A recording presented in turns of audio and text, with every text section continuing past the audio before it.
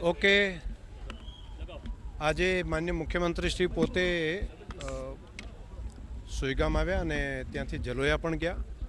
અસરગ્રસ્તોને વ્યક્તિગત રીતે પણ ત્યાં મુલાકાત લીધી, કેમ્પમાં પણ મુલાકાત લીધી. હજુ અહીંથી થરાદ જશે. થરાદ ગામોની મુલાકાત લીધા પછી વાવની એક મિટિંગ થશે અને વાવની અંદર એમણે આજે અસરગ્રસ્ત વિસ્તારમાં જ રાત્રિ રોકાણ કરવાનો પણ નિર્ણય કર્યો છે. એટલે માન્ય મુખ્યમંત્રી શ્રી પોતે આજે અસરગ્રસ્ત વિસ્તારની અંદર જ રોકાવાનો નિર્ણય કર્યો છે. આજે માન્ય પ્રભારી મંત્રીશ્રી પણ સતત માન્ય મુખ્યમંત્રીશ્રીની સાથે રહીને અહીંની ઘણી બધી સ્થિતિની એમને જાણકારી પણ છે. કેટલાક નિર્ણયો તાત્કાલિક કર્યા છે. એમાંનો એક નિર્ણય એ કર્યો છે કે પશુ માટે તાત્કાલિક ઘાસ લાવીને સૂકું ઘાસ ગવર્મેન્ટનું એ અસરગ્રસ્ત વિસ્તારના પશુઓ સુધી પહોંચે એના માટેની તાત્કાલિક સૂચનાઓ માન્ય મુખ્યમંત્રીશ્રીએ આપી છે.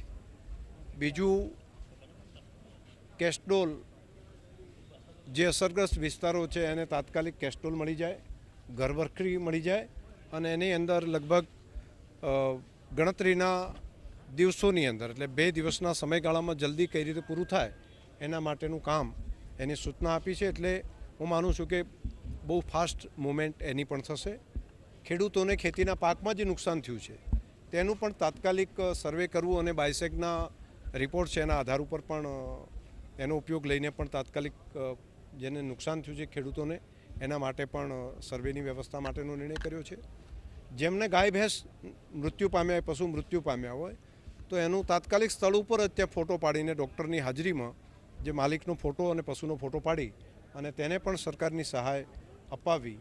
તે સિવાય ઘર વખરીમાં જેને નુકસાન થયું હોય, મકાનનું નુકસાન થયું હોય એના માટે પણ અત્યારે ચર્ચા કરી છે. હજુ પણ આજે રોકાશે. આવતીકાલે પણ બાકીની જે વાત હશે એ માન્ય મુખ્યમંત્રીશ્રી કે માન્ય પ્રભારી મંત્રીશ્રી કક્ષાએથી તમને જાણકારી મળશે.